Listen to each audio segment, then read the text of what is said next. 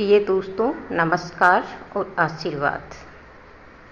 आज मैं आपके लिए कर्नाटक की लोक कथा लेकर आई हूँ जिसका शीर्षक है राजकुमारी जूही। जरा सुनिए।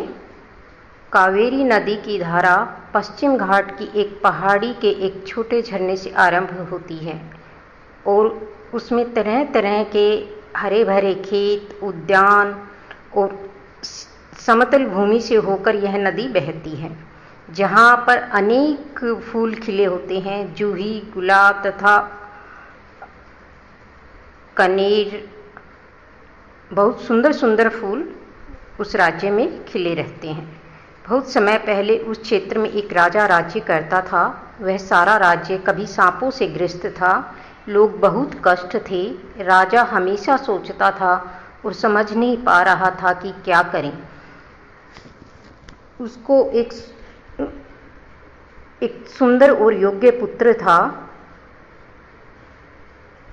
उसने अपना यह दायित्व सांपों को मारने का अपने पुत्र पर डाल दिया और कहा कि अब तुम्हारे ऊपर यह जिम्मेदारी है कि अपनी प्रजा को कैसे इन सांपों से बचाओगे। तब वह राजकुमार उन सांपों को मारने के लिए जंगल की ओर चल पड़ा। एक दिन सांपों के शिकार के बाद थका मांदा राजकुमार एक बड़े से पेड़ के नीचे सो रहा था और उसके सेवक उसकी निगरानी कर रहे थे। तभी 7 फनों का एक बहुत बड़ा सांप वृक्ष से नीचे उतरकर राजकुमार की ओर बढ़ने लगा। तो सेवकों ने अपनी तलवार निकाल ली और तभी राजकुमार की आंख खुल गई। उसकी नज़र सांप की पीली आंखों पर पड़ी। वह जोर से चिल्लाकर बोला, रुक जाओ, इस उदार प्राणी को मत मारो। इसकी आंखों में वेदना भरी है और वह हमें कुछ कहना चाहता है। सेवक वहीं पर चुपचाप खड़े हो गए। तब वह सांप की ओर मुड़ा और मधुर स्वर में बोला, तुम्हारे लिए मैं क्या कर सकता हूँ हे उदार सर्प। मनुष्य की बोली में सर्प के संबोधन को सुनकर उसे किसी प्रकार का आश्चर्य नहीं हुआ। राजकुमार, उसने कहा, 7 वर्षों से मुझे दंश की तरह एक कष्टदायक सिर दर्द है। इस पर किसी दवा का असर नहीं हो पा रहा है। पीड़ा इतनी है कि इस राज्य में सर्पों को मैं नियंत्रित नहीं कर पा रहा। इसलिए ये सर्प तुम्हारे राज्य पर कष्ट बनकर खड़े हुए हैं, लेकिन मैं उनका राजा हूँ। बताओ, मैं तुम्हारी क्या सहायता कर सकता हूँ? बताओ, मुझे क्या करना चाहिए? राजकुमार ने कहा, तुम्हारे राज्य में एक दूसरा दक्षिण में राज्य है। वहाँ एक राजा की कमनीय और कोमल पुत्री है जिसका वजन मुश्किल से 7 जूही के फूलों के बराबर है। राजकुमारी जूही अपने जीवन में कभी नहीं हंसी। जब भी वह हंसेगी तो उसके मुख से 3 जूही के फूल गिरेंगे। दूसरे फूल को सूंघने पर मेरा सिर दर्द दूर हो जाएगा। तब मैं इस बात का ध्यान रखूंगा कि मेरी प्रजा तुम्हारे राज्य को कष्ट न पहुंचाए। क्या तुम मेरे लिए वह फूल ला दोगे? राजकुमार ने तुरंत कहा कि मैं राजकुमारी जूही से मिलने और उसे हंसाने की पूरी कोशिश करूंगा और उनके माता पिता का संदेश भेजकर दक्षिण के राज्य की ओर रवाना हो गया। कुछ दूर जाने पर उसे एक साफ जल की बड़ी झील मिली। जैसे ही वह अपनी प्यास बुझाने के लिए झुका तो वहाँ पर चींटियों का एक पूरा दल पानी में गिरा हुआ था। उसके मुंह से अचानक निकल पड़ा और वह अपनी बेचारी चींटियाँ और वह अपनी पगड़ी खोलकर चींटियों के घोंसले को पानी से बाहर निकालकर किनारे पर रखने लगा। धन्यवाद राजकुमार, चींटियों ने मंद स्वर में कहा। अब कभी हमारी आवश्यकता हो तो हमें याद जरूर कर लेना, हम तुम्हारी सहायता के लिए आ जाएंगे। जैसे ही राजकुमार घने जंगल की ओर बढ़ा तो उसने एक प्रकार की दबी आवाज़ सुनी। जब कुछ और आगे बढ़ा तो उसने देखा कि एक राक्षस एक बड़ी इमली के पेड़ से धरती पर दबा हुआ है और वह राक्षस मुंह खोलकर सो रहा है। तो कोए ने उसके मुंह में इमली का बीज डाल दिया था। जब उसकी नींद टूटी तो वह बीज बहुत बड़ा पेड़ बन चुका था और उसकी जड़ें शरीर में घुस चुकी थी। बेचारा राक्षस उठने में असमर्थ था, इसलिए वह दबी आवाज में कर रहा और पुकार रहा था। राजकुमार ने अपनी तेज तलवार से जड़ों को काट दिया और राक्षस को उठाने में मदद की। राक्षस ने धन्यवाद प्रकट किया और कहा, यदि तुम ना होते तो पता नहीं मेरा क्या होता। अब कभी आपको मेरी जरूरत पड़े तो मैं हमेशा आपकी सहायता के लिए तैयार रहूंगा, ऐसा उस राक्षस ने राजकुमार से कहा। उस राज्य की सीमा पर अब राजकुमार पहुंच गया और जहां उसे जाना था वहां उसने अपना शिविर लगा दिया और राजा को यह संदेश भेजा कि मैं उत्तर राज्य का राजकुमार हूँ और राजकुमारी जूही का हाथ मांगने आया हूँ। राजा यह जानकर कि एक सुंदर और योग्य राजकुमार उसकी बेटी से विवाह करने आया है तो बहुत खुश हुआ और वह राजकुमार की स्वागत की तैयारी में लग गया और राजकुमार को वो सब नगर सीमा से अपने महल में ले आए।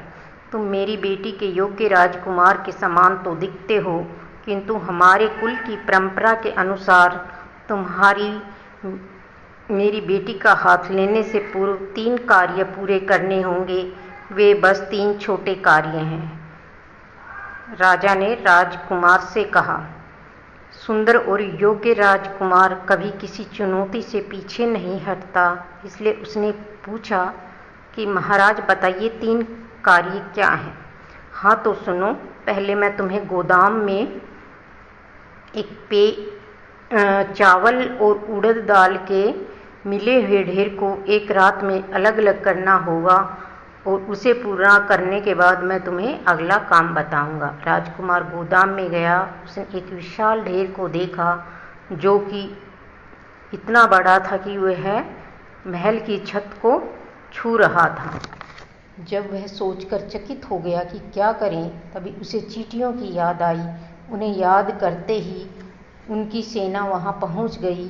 कुछ सुनने से पहले ही उन सब ने चावल और उड़द को अलग अलग करना शुरू कर दिया और आधी रात तक चावल और उड़द के जो साफ ढेर थे उनको अलग अलग गोदाम से कर दिया। अगले दिन प्रातः राजा जब यह देखने आया कि राजकुमार कैसे कर रहा है, उसने इतना मुश्किल काम कैसे आधी रात तक पूरा कर दिया, वह देखकर खुश हो गया और आश्चर्य से भर गया। तो बहुत अच्छा, राजा ने कहा, अब तुम्हें 100 पल्ला चावल उबला हुआ और 100 माप के मट्ठे के साथ खाना है। इस बार उसे राक्षस की याद आई। याद करते ही वह झट प्रकट हो गया और सारा चावल खाकर सारा मट्ठा पी गया। फिर चटका कर बोला, मुस्कुराते हुए उठा। वह राजकुमार के किसी काम आ सका, इसलिए वह बहुत खुश हो गया। अगला काम एक स्वर्ण घंटा बजाना था जिसकी आवाज़ उसे पहाड़ी के चारों ओर के 7 राज्य में सुनाई पड़ सके जिस पर वह रखा हुआ था। राजकुमार पहाड़ी के शिखर पर जाकर खड़ा हो गया और एक बार फिर राक्षस को याद किया। वह तुरंत प्रकट हो गया और बोला, बताओ राजकुमार, अब क्या करना है। राजकुमार ने कहा, ओ मेरे अच्छे राक्षस, क्या इस घंटे को जोर से बजा सकते हो। राक्षस ने तुरंत रस्सी खींचकर घंटा बजा दिया। उसकी आवाज़ 7 राज्य में सुनाई पड़ी। निसंदेह राजा ने भी घंटे की आवाज़ सुनी और शीघ्र ही शानदार विवाह का इंतजाम कर दिया।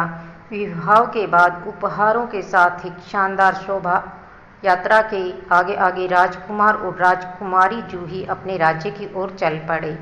मार्ग में वे एक गांव के मेले से होकर गुजरे जिसमें कुछ कलाबाज अपने प्रशिक्षित बंदरों का तमाशा दिखा रहे थे। यह क्या है, राजकुमारी ने पूछा। इसका वजन 7 जूही फूलों के बराबर था। उसका पालन पोषण कमल पुष्प के समान किया गया था और वह अपने जीवन में कभी उसने ऐसी चीज नहीं देखी थी। आओ और देखो। रथ से उतरते हुए राजकुमार ने कहा और राजकुमारी को वहां ले गया जहां सड़क के किनारे तमाशा हो रहा था। राजकुमारी जूही बंदरों के कर्तव्य देखकर बहुत प्रसन्न हुई और वह जो अब तक उसने कभी हंसी नहीं थी, ठठाकर हंसने लगी और उसके हंसते ही उसके मुंह से 3 जूही फूल झर पड़े। राजकुमार ने उन्हें उठा लिया और बीच वाले फूल को सावधानी से अपनी पगड़ी में छिपा लिया। अपने महल जाते समय मार्ग में राजकुमार उस वृक्ष के निकट रुका जहाँ पर वह सर्पराज से मिला था और उसे जूही फूल दे दिया।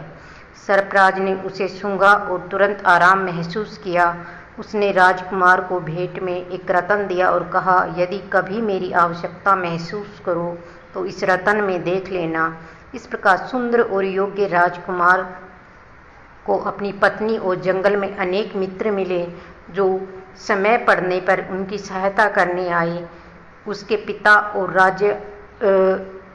राज्य के राजा बहुत प्रसन्न हुए और प्रजा भी खुश हो गई, क्योंकि उनको सांपों से मुक्ति मिल गई और राजकुमार की वापसी के और महारानी के वापसी में दोनों का बहुत शानदार भोज दिया। अब बताइए आपको ये कहानी कैसी लगी, कमेंट बॉक्स में बताएं और चैनल को सब्सक्राइब कर दें। धन्यवाद।